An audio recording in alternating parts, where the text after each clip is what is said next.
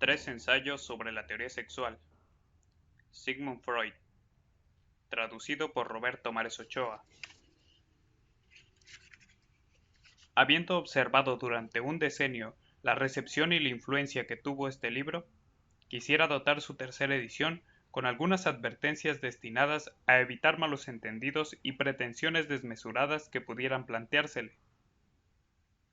Por tanto, señalaré ante todo que la presente exposición parte siempre de la experiencia médica cotidiana, procurando profundizarla y conferirle significación científica merced a los resultados de la investigación psicoanalítica.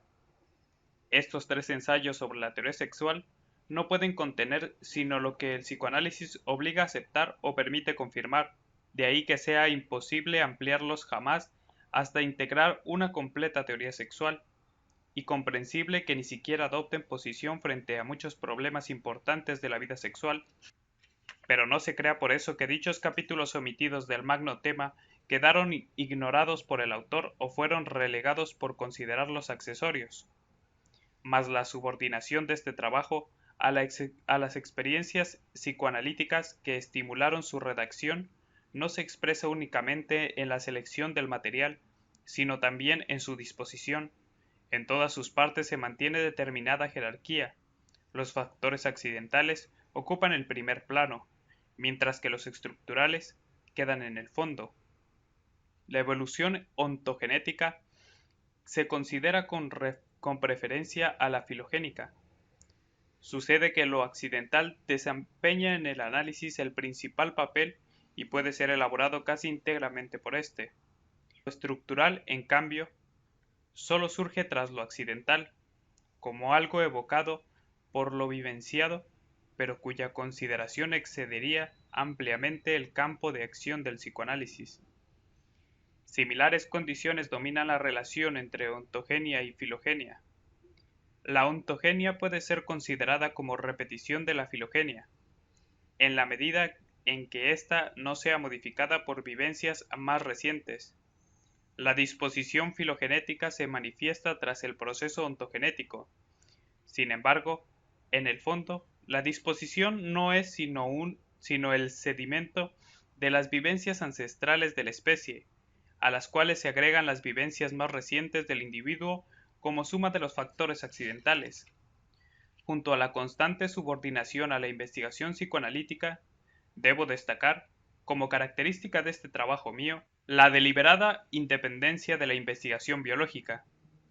He procurado evitar la introducción de expectativas científicas basadas en la biología sexual, general o en las especies determinadas en este estudio, al cual la técnica del psicoanálisis nos permite someter la función sexual del ser humano. Cierto es que mi objetivo consistía en explorar las nociones de la investigación psicológica puede aportar a la biología de la vida sexual humana.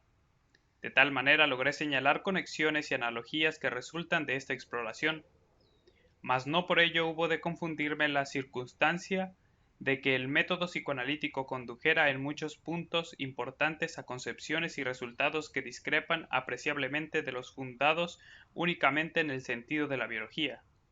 En esta tercera edición he introducido numerosas adiciones, pero renuncié a individualizarlas en el texto, como en ediciones anteriores. La labor científica en nuestro campo de estudio ha moderado actualmente el ritmo de sus progresos, pero ciertos complementos a este trabajo eran imprescindibles para que mantuviera su congruencia con la literatura psicoanalítica más reciente. Sigmund Freud, Viena, octubre de 1914.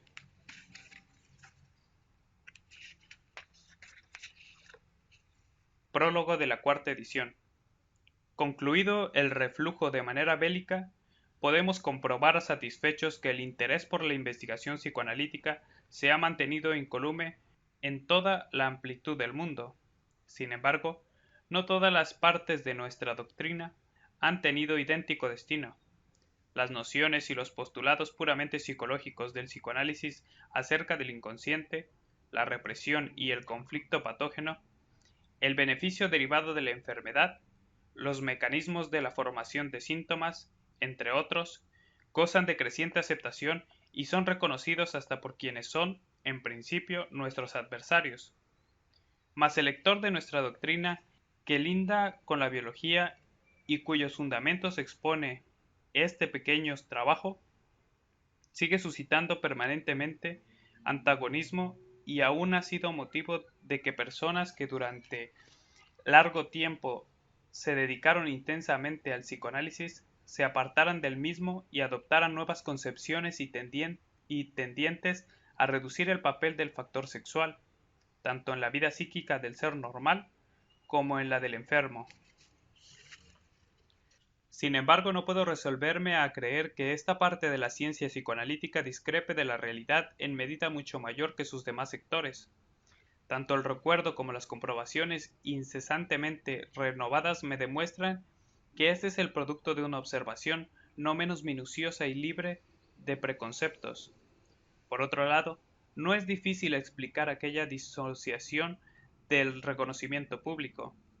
En primer lugar, solo aquellos investigadores dotados de la paciencia y la habilidad técnica necesarias para llevar el análisis hasta los primeros años infantiles del paciente podrán confirmar los comienzos de la vida sexual humana que ahí se describen. Con frecuencia se carece aún de la posibilidad de realizar dicha exploración, pues la acción médica exige una resolución más rápida del caso clínico. En cuanto a las personas no médicas que ejercen el psicoanálisis, ni siquiera tienen acceso a este sector y carecen de posibilidad de formarse un juicio sustraído a la influencia de sus propias repulsiones y de sus prejuicios. En efecto, si el hombre supiera cómo aprender algo de la observación directa del niño, estos 3 ensayos bien podrían haber quedado sin ser escritos. Luego, es menester recordar que gran parte del contenido de este trabajo, la acentuación de la importancia de la vida sexual para todas las actividades humanas y la ampliación del concepto de sexualidad aquí intentada, han suscitado siempre las más enconadas resistencias contra el psicoanálisis, dejándose llevar por la inclinación hacia las frases grandilocuentes. Se ha llegado a hablar del pansexualismo en el psicoanálisis, lanzándole el reproche absurdo de que pretendiera explicarlo todo a partir de la sexualidad. Podría asombrarnos semejante actitud si olvidáramos hasta qué punto los propios factores afectivos inducen a la confusión y al olvido. En efecto, ya hace tiempo el filósofo Arturo Schopenhauer enfrentó al hombre con toda la extensión de las influencias que los impulsos sexuales, en el sentido cotidiano del término, ejercen sobre sus actos y sus aspiraciones, y un mundo entero de lectores habría sido capaz de olvidar tan completamente una advertencia tan perentoria. En lo que se refiere a la ampliación del concepto de la sexualidad impuesta por el psicoanálisis de los niños y de los denominados perversos, recordaré a cuantos contemplan desdeñosamente el psicoanálisis desde su encumbrado punto de vista cuán estrechamente coincide la sexualidad ampliada del psicoanálisis con el eros del divino Platón. Sigmund Freud, Viena, mayo de 1920.